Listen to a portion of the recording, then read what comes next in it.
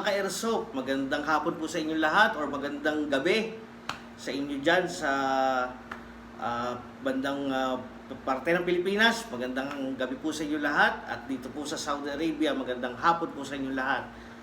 Sa araw pong ito, gusto ko pong i-share sa inyo yung akin pong nabiling accessories sa airsoft games kasi nga po ako po ay nagbabalak na sumali sa grupo po ng mga nag-airsoft.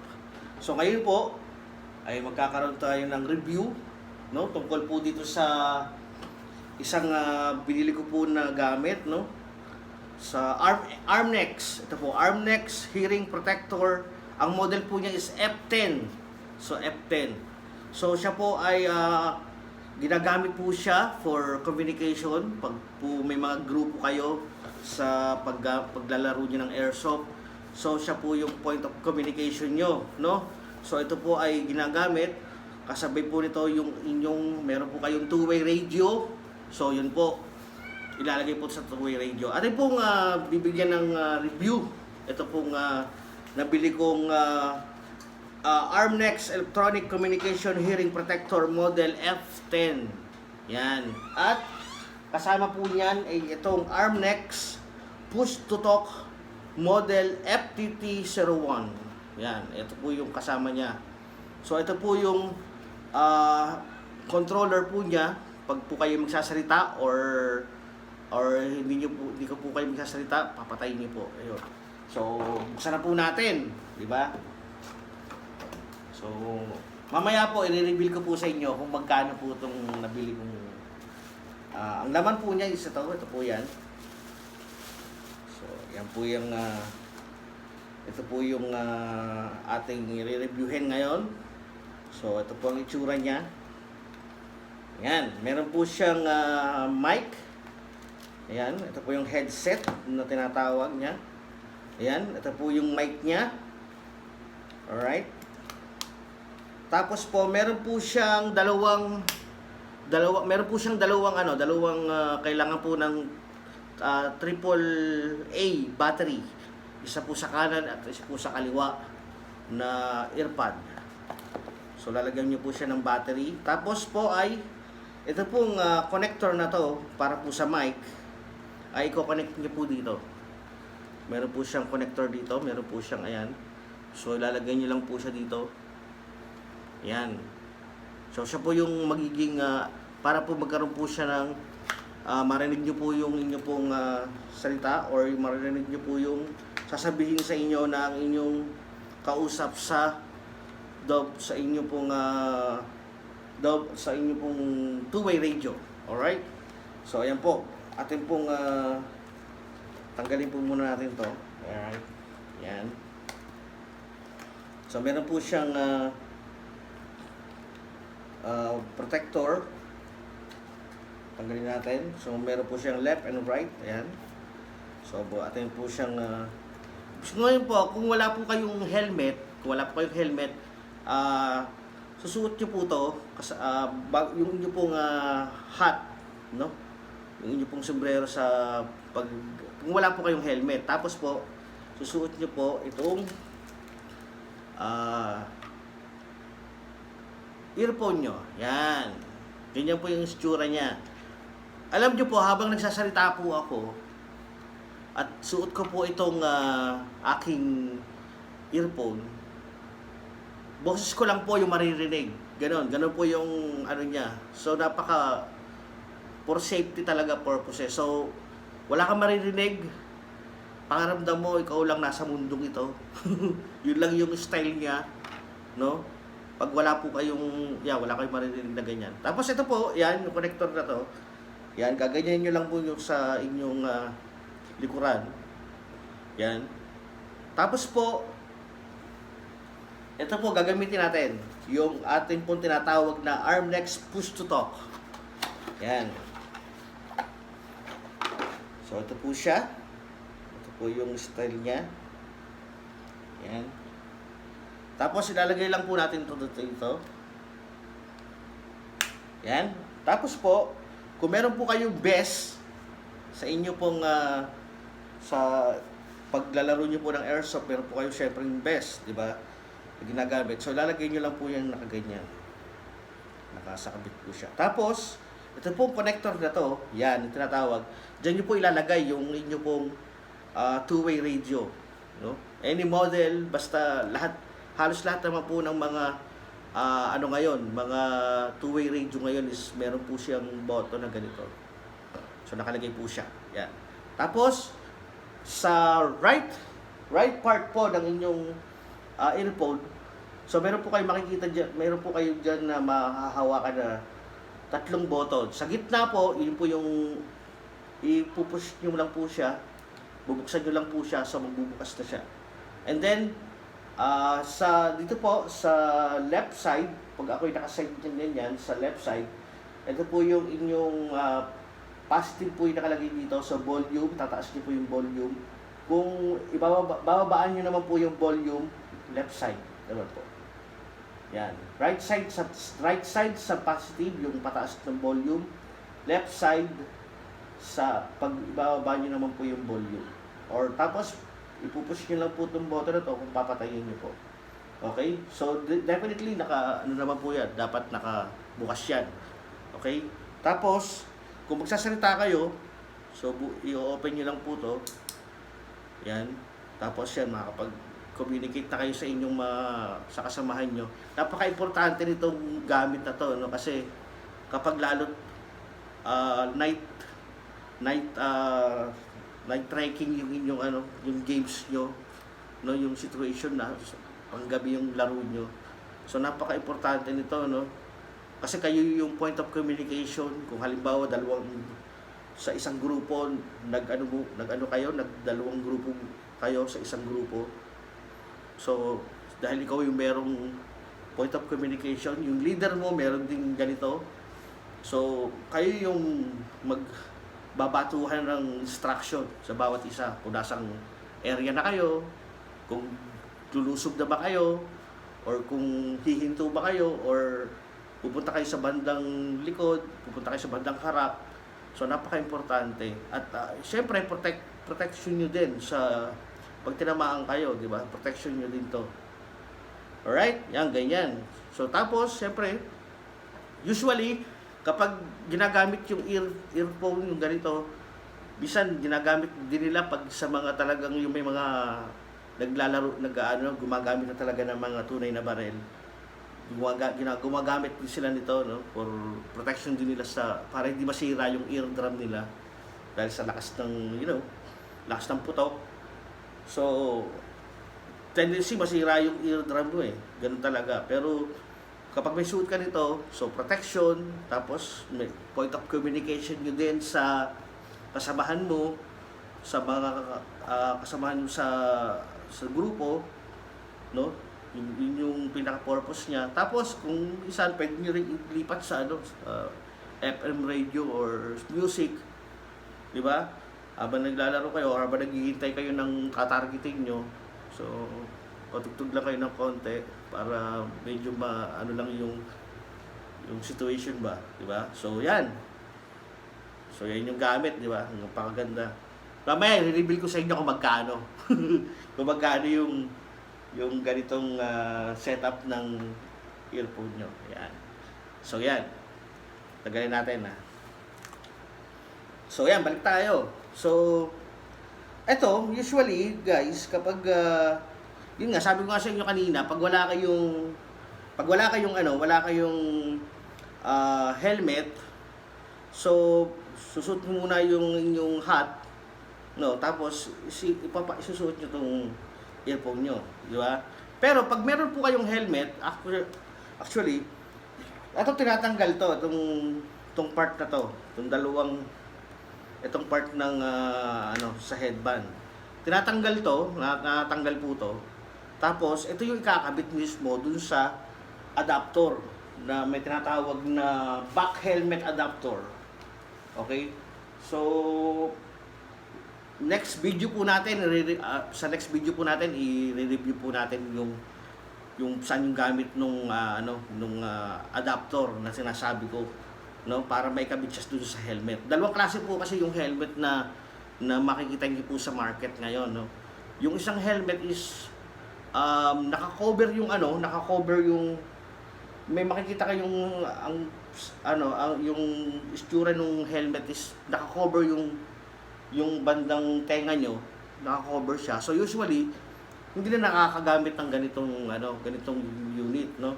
So ang ginagamit nila is meron silang earphone na nakasaksok lang sa tenga nila.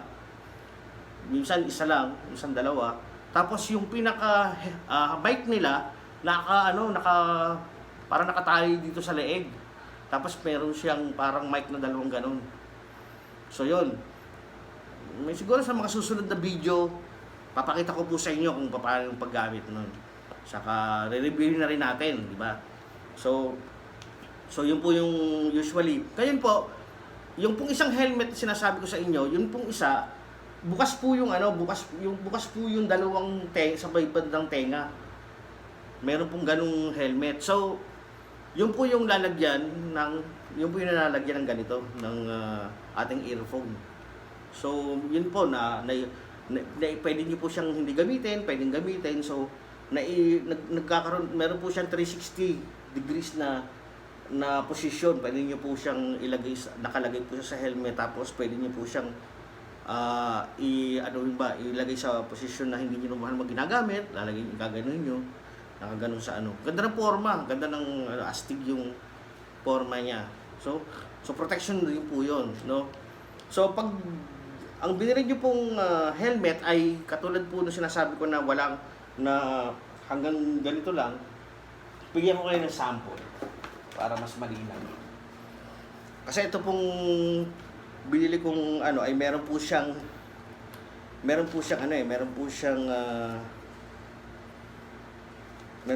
manual. So ayan po, kung makikita nyo, yan, manilaw po, yan.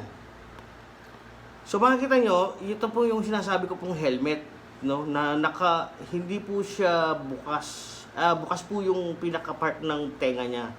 So yan po yung adapter na sinasabi ko.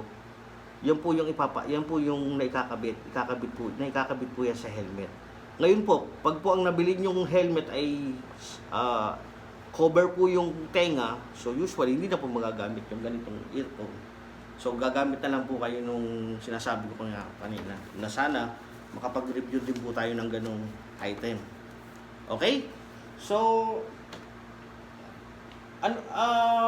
magkano? Ang tanong, magkano? Magkano nga ba? So ito po, binili ko na po ito ng sabay, no? Isang order na po siya. So usually po, kung kayo po ay sa Pilipinas po, 'di ba, meron po tayong tinatawag na Lazada, Shopee. 'Yon. Dito naman po sa Saudi, meron din pong ganoon. Kaso ang tawag po ay Temu. Meron pong AliExpress. Meron pong tinatawag na Shein, 'yan. Meron din. So, pero usually po sa Temu po ako kumukuha kasi po yung mga supplier po nila doon, gaganda. Sobra. Ang gaganda ng mga gamit nila, talagang napaka-tibay. Tapos quality po talaga. Base po sa sa survey, no? Base po sa survey na nakalagay po sa description ng items po natin ngayon na nire-review, ay ito po ay nasa 4.7 po yung ratings nito. Kung ang pinakamataas po ay 5, ito po ay 4.7 based po sa review ng mga bumili. At napakaganda po dahil po marami silang mga reviews na nakapaloob dito, no? Talagang sa iba't ibang panig ng mundo, no? Ang dami nilang review na pinapakita dito sa sa gamit na to. Magbabasa lang tayo ng isang review. Sabi dito, ang nirate niya is 5. Guys, ang nirate niya is 5. Sabi niya dito, excellent equipment and quality material, sabi niya. Tapos, meron pang nag-comment dito, first printing outdoor sound increase, but not much reduction of loud sound. So, may konting comments, pero manageable naman daw. Tapos, sabi nung isa naman dito, good quality. fulfills all the functions of the advertisement. It it is noted that it is cheap but works well. Good audio quality. O, di ba? Talagang maganda yung ano niya. Very good product delivery. Positive 10. Sabi niya, 10 days you must first turn on take battery and again turn on for full use. O, yun. Magbigay siya ng suggestions. So, ayan, ang daming review dito sa gamit na to. Tapos, ayan, very good. May sinasabi pa dito na it's very helpful nga daw sa pag naglalaro ka na ng airsoft game, naglalaro na kayo. So, napaka-useful po talaga ng product na to. So, ayan po, no? So, sana po ay nga pala, magkano sa Saudi, nabili ko po ito pong package na po ito, is 137 riyals. May ano na po yun, meron na po siyang discounted na po siya, siguro laki ng mga 20%, 30% discount. So, 137, kung i-convert sa peso, siguro mga around nasa 2,000 plus. So, kung titignan, mas mura pa rin, di ba? Mas mura pa rin siya. Mas mura pa rin yung products na to. At yun nga, good quality. Good quality. At yun nga, isang advice din, guys, pag halimbawa, hindi nyo ginagamit, i-stack nyo lang muna sa lalagyan nyo, sa case nyo, tanggalin nyo yung battery. Para alam niyo yun, kasi minsan may mga battery na na pag itinigil mo lang yung paggamit mo tapos yung battery naka-stuck lang sa equipment mo, masisira, minsan masisira siya. So, pagkatapos gamitin, so yun lang, ang advice ko lang po, pagkatapos gamitin, tanggalin niyo yung battery dito, natanggal naman siya. So, ayan. Tanggalin niyo lang siya, yung dalawang battery na nakalagay dito. Ayan. Tapos, huwag niyong iwawala yung ganito, kasi importante nito para hindi masira yung earphones nyo, para hindi masira to. So, lagay mo lang to ulit kung hindi mo nagagamitin siya. Di ba? So, yan. So, sa mga next video ko po, so, i-demonstrate natin yung yung paggamit yung pagkakabit nitong itong ating pong earphones sa helmet, or saka yung mismong helmet, ko rin po sa inyo. I-reviewin din po natin. So, maraming pong salamat, guys, sa inyo pong panonood. Sana po ay wag po kayong magsasawang mag-subscribe sa aking pong YouTube channel, William Liage Official. So, yan po yung aking YouTube channel. Sana po ay mayroon po kayong nakuha, no? So, advice ko din po, sana kung halimbawa meron po kayong mga kaibigan na nasa ibang bansa, katulad po dito sa Saudi, at gusto nyo rin pong makamura at medyo quality naman po talaga yung mga gamit na mabibili nyo, magpabili po kayo, no? Kasi bukod sa napakamura niya, efficient, napakagandang gamitin, di ba? So, yan. So, yun, basically, sabi ko nga po sa iyo, ito, natatanggal to, na huhugot naman po to, at pwede mo siya ilagay sa helmet. So, yan po yung mga ating gamit ngayon. So, mga susunod po, no? Hindi po kalilimutan, sana po ay suportahan niyo po yung aking YouTube channel na William Liage Official, para po sa mga susunod pa na mga reviews sa ating mga airsoft, mga ka-airsoft po natin dyan. Mabuhay po kayong lahat. So, lagi lang po natin tatandaan, respect, and yung ating pong unity, yan, at syempre yung ating camaraderie bilang isang mabuting samahan, no, ng grupo.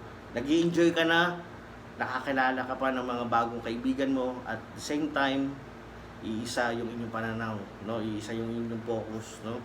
Napaka functional na itong larong to, sinasabi ko po sa inyo. Itong airsoft games, napakasarap, bukod sa yung diskarte mo, di ba? Yung strategy kung paano mo ano yung kalaban, no? So yun lang. So sana isang ding advice din. So sana pag naglalaro tayo ng airsoft game, sana ano lang, honest lang din, di ba? Pag halimbawa na-hit ka, so labas mo lang yung red flag mo na hit ka. May nabibili din, no? Meron sa tempo, meron din nabibiling ganun. Di ba minsan pag nag-i-invite tayo for invitation ng laro. So magdadala ka ng bandana na may kulay, di ba? So siyempre parang minsan hindi naman magkakakulay talaga. Basta may kulay lang, di ba? Yun yung objectives. Pero alam niyo ba na may nabibiling ganun na itsura. Hindi ko lang makita dito. Pero sa susunod, papakita ko sa inyo. Meron siya talaga nabibili na pang red tag. Halimbawa, pag na-hit ka, ayaanin mo lang yon, itatanggalin mo lang siyang ganon, tapos lalabas na yung tela na pula na ganon. Na ibig sabihin ay tinamaan ka at umamin ka na dahil ikaw ay tinamaan. So yun lang po. Maraming pong salamat. So sana po ay naging makabuluhan ang araw na to para sa inyong lahat at sa mga subscribers ko. Follow nyo lang po, like and share. At kung meron po kayong mga tanong, may mga suggestions sa aking pong YouTube channel, huwag po kayong mag-atubili. Maraming pong salamat po sa inyong lahat at hanggang sa muli. Paalam mga ka-airsoft, mabuhay po kayong lahat!